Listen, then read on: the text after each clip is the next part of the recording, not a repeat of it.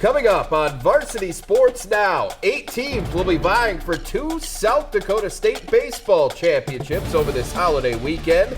We'll hear from several of this year's contenders. Meanwhile, in North Dakota, most state tournament spots are still up for grabs. We'll let you know which teams we think may have the best chance of advancing beyond this week's region tournaments. A pair of Bismarck teams are looking to extend their respective reigns at this week's state track and field meet, and they'll do it in their own backyard. We'll talk track. Midco SN expert Alex Heiner. We've got all that plus a step-by-step swing analysis in our latest edition of Diamond Tips. It's just ahead on Varsity Sports Now. And how is everybody doing? I'm Jay Elson, joined by Jason and Dara. We are talking state baseball, little state track, region baseball, region softball, all that coming up here over the next 30 minutes. We're going to start in South Dakota with State A baseball. The region tournaments, of course, being played last weekend. 4 teams survived. It's a little bit different of a format this year than we're accustomed to, because this year it was just straight up region champs qualified, no wild card. Yeah, over the last couple of years, we've had a couple extra teams join the State A ranks, which has made it now possible to have 4 even regions. So now you just have the region winners squaring off. They randomly get rotated to see how they're going to seed in the semifinals. And we've got our Final 4 in South Dakota, Class A. Let's take a look at the semifinal matchups individually now, starting with semifinal number 1. Brookings representing Region 4 and Region 1 champion Lincoln going to meet at 10 o'clock on Saturday, May 24th at Cadwell Park in Mitchell. Now, Lincoln got here by beating Washington and Brandon Valley. Lincoln's been, of course, as we've talked about, probably the most consistent team from the start of the season to the end, or to this point anyway. 2 close games in the regions, though. Just a couple losses this year for Lincoln. Their nemesis has been Brandon for a long time, and they finally broke through with a region victory, taking out Brandon. They had a lead early, and late, Brandon loaded up the bases and had a few threats, but Lincoln has been the most consistent team, and we got a chance to talk to their manager, Wes Robertson, about that win and what that means going forward. You know, it's going to be just like this region tournament. The nerves are going to be turned up a little bit more, but this team does a great job of staying loose. We've got good seniors who keep everybody loose, but once we cross those lines, everybody, you know, they put their work hat on and we get stuff done. All right, now the Patriots will face, as we said earlier, Brookings, the champion out of Region 4. The Bobcats beat Aberdeen, then Watertown in the region championship, but they had to come from behind to beat the Arrows. They've been pitching a lot better lately, and their pitching kept them in this game long enough to get some timely hitting. And when I talked to Ryan Bauer, their manager, he said, we haven't had timely hitting all season. We're finally getting that. But the one reason most teams fear Brookings is Thomas McMacken. 3 home runs on the year. He's hitting .358. He's slugging great, and his manager, Ryan Bauer, had a few things to say about McMacken. Looking back from when he was a sophomore playing first base first, batting 6, you know, his arm wasn't that great. His bat was a little slow, but he's evolved to be a very talented player, and teams know about him. You know, they know how to pitch to him. They try to pitch away from him, and it's going to be a challenge for him this year on that front because everyone wants to get him out, and everyone wants to, you know, not let him hit all those RBIs.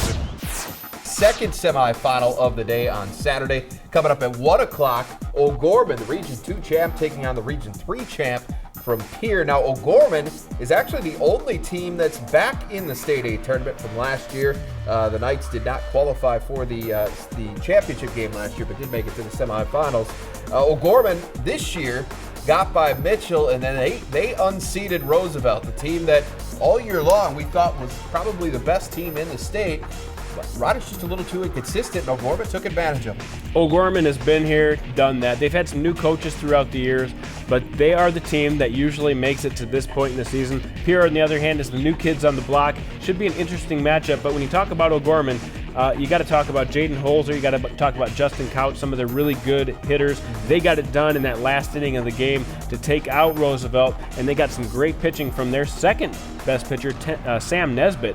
So that's the key, too. You have to have 2 pitchers for a 2-day tournament. But we did talk to Jack Van Leur and the O'Gorman Knights after their big win over Roosevelt. Well, it was a great win for us. You know, we'd lost twice in the regular season to Roosevelt this year, and boys came out, and we were down early, and they played hard and kept fighting and kept fighting. We finally got 2 in the 7th inning, and it felt great to finally push a couple across there. And Feel pretty good. I don't know how much credit I should get. I think Jack deserves all the credit. He designed a play for us yesterday, and we fulfilled that, so it was good.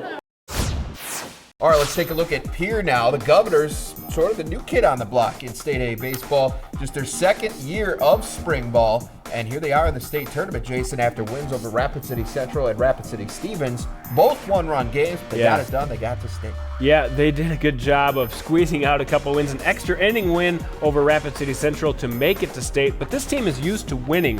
And their head coach, Steve Gray, talks about, you know what, anything can happen in one day. It goes right back to throwing strikes and, giving everybody only 3 outs an inning. If we play defense, we'll be okay. Our pitching staff is deep, but they just have to come through and throw strikes.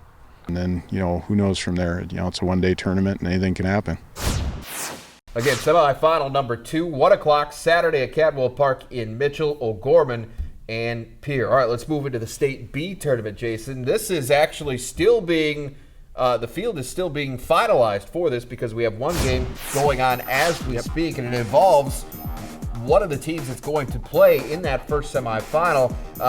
Whoever it is, they're going to get Parkston, who's one of the best teams in the state, no doubt about it. Parkston's been undefeated a little bit quietly. They haven't been able to play at their home field all year. They've been playing in Dimmick, and they've won every time they've had a challenge. And they played Vermilion, who's been really one of the best hitting teams, and had no problem with them on Tuesday night. We talked to Tim Alley after that win to see what's in store for the rest of Parkston's season.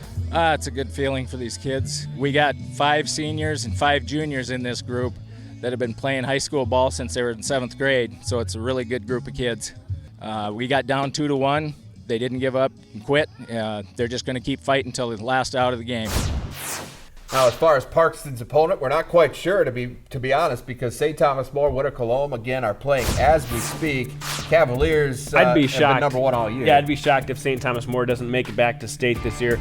That's the team everybody's scared of right now. It's so deep in pitching, and Newt Johnson hitting the ball. It's going to be a tough out for them. And a tough draw for Parkston, who maybe has earned a little bit better scenario than that. But it's going to be a great matchup, semifinal number 1 at Sioux Falls Stadium. That's the tournament, by the way, coming up Memorial Day Monday, May 26th. All right, semifinal number 2, Madison and West Central. Those two teams we know are in.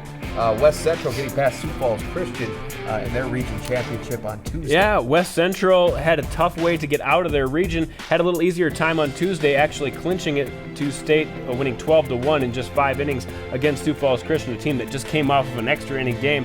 But we talked to Bob Needles, their manager, and he said, you know what, this is special for these kids. They haven't made it this far in a long time. Most of the seniors have played since they're 5 years old, and they've just, this has been their goal to get state tournament. And I know they've been in a lot of teener state tournaments, but they haven't ever made it to the Legion, or they haven't made it to the high school. So that's kind of been their goal since they're 5 years old.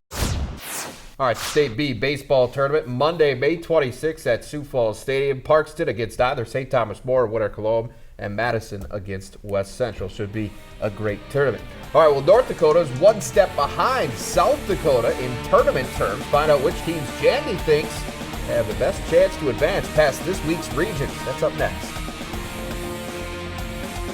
Varsity Sports Now, presented by Sioux.